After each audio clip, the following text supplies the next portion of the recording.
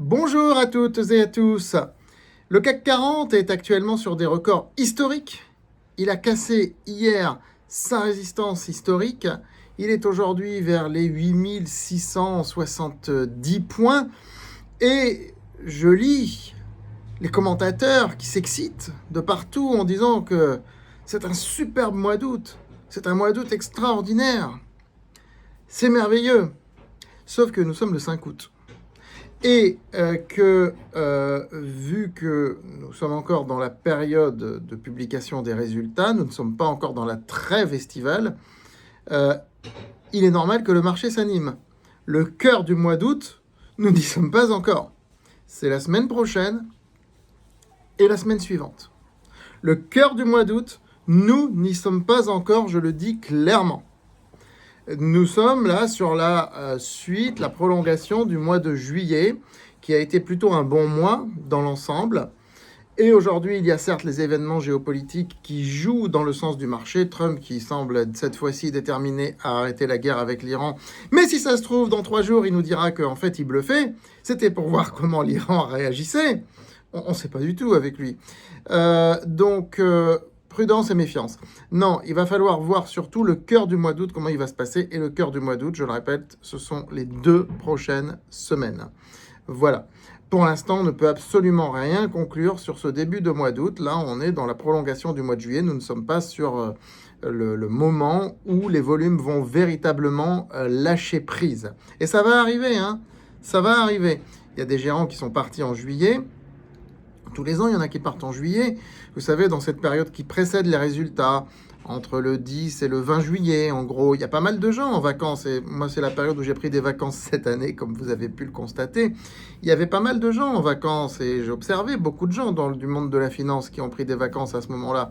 Ce qui ne va pas les empêcher de prendre un complément de vacances sur la période que je vous indique. Vous savez, les gens qui font les marchés financiers ne prennent pas des vacances de manière en bloc et linéaire comme les gens qui bossent, qui sont salariés dans des boîtes ou autres. Hein. C'est différent, c'est des vacances qui se prennent au rythme du marché. Voilà, donc tout le monde sait que fin juillet et début août, il faut absolument être au poste de commande. Ce que je fais, et vous le remarquez, j'ai pris mes petites vacances avant, ce qui ne m'a pas empêché de vous faire un certain nombre de vidéos et de commentaires. Les 2 semaines qui suivent vont être plus calmes, mais ça ne veut pas dire du tout qu'il faille relâcher la pression, puisque c'est pendant ces 2 semaines-là, souvent, qu'il y a eu des opportunités extraordinaires. Et je pense à Génoptique l'année dernière, que nous avons pu ramasser autour des 17 €. Le titre est monté à plus de 40, je vous le rappelle, il y a quelques mois de cela. Voilà. Donc, il y a des volumes en baisse, on sait très bien, il y a des valeurs qui baissent, surtout sur les small caps. Le processus est bien connu, nous le vivons chaque année, et chaque année, nous sommes à l'affût des opportunités sur le mois d'août. Alors, qu'en est-il du mois d'août en général? C'est ce que nous allons voir dans cette vidéo, et que peut-on espérer du mois d'août 2026? C'est tout simplement ce que nous allons voir dans cette vidéo. Je vous invite d'ores et déjà à liker et partager la vidéo. N'hésitez pas à vous abonner à cette chaîne YouTube, à vous inscrire sur francebourse.com pour avoir nos recommandations. Et vous avez désormais aussi une playlist premium à laquelle vous pouvez adhérer. Il y aura une vidéo par semaine et je suis en train de réfléchir sérieusement à faire un petit flash quotidien en plus pour être attractif. Hein. On ne peut pas faire mieux. Un petit flash d'infos quotidien sur la séance du jour pour être attractif. Je crois qu'on ne peut pas faire mieux. Ça va arriver rapidement, je pense. Voilà, donc cette playlist premium, elle existe déjà. Vous pouvez vous abonner. Bientôt, il y aura de plus en plus de vidéos. Je l'ai lancée hier. Pour l'instant, il n'y a qu'une seule vidéo malheureuse et qui est très intéressante. Alors, le mois d'août, mois de faible volume. Regardons tout de suite au niveau des statistiques, qu'est-ce que ça donne. Alors, regardez la statistique. Je vous ai fait une statistique sur les 30 dernières années pour le CAC 40, pour l'Eurostoxx et pour le Standard & Poor's. Comme vous le constatez, le Standard & Poor's, c'est-à-dire l'indice américain le plus composite qui soit, est plutôt dans le vert sur le mois d'août. Mais c'est un vert très pâle. Je veux dire, on est très loin d'un mois de janvier, par exemple, ou d'un mois de novembre, qui sont plutôt traditionnellement des bons mois. On est sur un vert très pâle aux États-Unis, tandis que sur les indices européens que sont le CAC 40 et l'Eurostoxx, on est en moyenne sur les 30 dernières années sur un mois légèrement négatif. Voilà, pas fortement négatif, mais légèrement négatif. Alors attention, lorsqu'on lisse une moyenne, on ne va pas avoir un score de moins 5% ou de plus 5%, évidemment, hein, sur un mois boursier. On a en général un score qui est compris entre moins 2 et plus 2%. Hein, voilà. Mais on voit clairement que le mois d'août est un mois et qui n'est pas forcément formidable. Et septembre, et encore moins, on en reparlera au moment voulu du mois de septembre, qui est un des mois dont il faut le plus se méfier dans l'année. Peut-être le mois dont il faut le plus se méfier. On en reparlera. Et sur l'Europe, donc, c'est peut-être lié au fait que justement, les gérants partent plus en vacances. Tout ce qui est droit du travail, mais au-delà du droit du travail, le rapport au travail n'est pas le même sociologiquement, culturellement en Europe qu'aux États-Unis. Ça pourrait expliquer effectivement que, remettons le graphique à l'écran, le mois d'août en Europe, en France et même sur l'Eurostoxx soit moins bon qu'aux États-Unis. Bascule dans le rouge alors qu'il reste péniblement dans le vert aux États-Unis. Voilà. Vous savez que le mois d'août fait aussi partie du cœur de cette fameuse période qu'on appelle Salid May and Go Away. Vous savez, casse-toi au mois de mai puis tu reviens plus tard. Et le plus tard, c'est en général novembre. Cette période où on voit que les performances sont moins bonnes parce qu'il y a eu les détachements de dividendes, parce que tout ça, je vous avais dit qu'il ne fallait pas en tenir compte de cet adage. Mais il est là, il existe. Et on ne peut pas l'exclure complètement. Donc le mois d'août faisant partie de cette période, il est normal qu'il soit moins bon qu'un mois de février, par exemple, qui est au cœur de la période plutôt considérée comme faste. Évidemment, il ne faut pas faire de généralité de toutes ces considérations-là. Ce ne sont que des considérations statistiques, mais qui donnent une indication. Vous savez, c'est comme l'analyse technique, ça donne une indication. Ce sont éventuellement des outils d'aide à la décision, mais pas des outils de décision.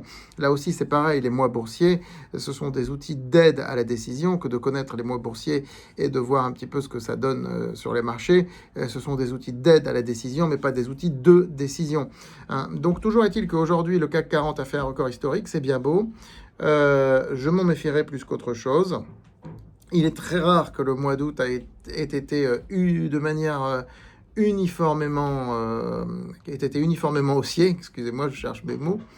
C'est très rare. En général, il y a quand même une phase plutôt un peu délicate, un peu corrective, et il y a des chances que nous soyons en amont, je vous le dis, de cette phase, même si elle ne devrait pas être profonde. Je réitère ce que j'ai dit il y a 3 jours dans ma chronique du lundi matin. Je n'annonce absolument pas de crack sur ce mois d'août. Je n'y crois pas personnellement, mais il y a des taux d'intérêt qui sont très élevés. Il y a un pétrole qui reste à des niveaux élevés. On a eu des résultats d'entreprises corrects dans l'ensemble, même si certaines entreprises ont déçu. On est, attention, sur une bulle de l'IA qui a explosé, une bulle du spatial qui a explosé, et maintenant, est-ce que cette explosion va suffire ou pas? Il faut bien voir que sur le spatial, c'est pas très grave, parce qu'il n'y a pas énormément de capitalisation, mais sur l'IA, c'est beaucoup plus grave, parce que ça entraîne tous les semi-conducteurs, ça entraîne toute une partie des technologies mondiales, et des réseaux, etc., etc., et ça, si ce crack se poursuit, c'est un crack qui pourrait être beaucoup plus dévastateur, donc il va falloir le suivre prochainement.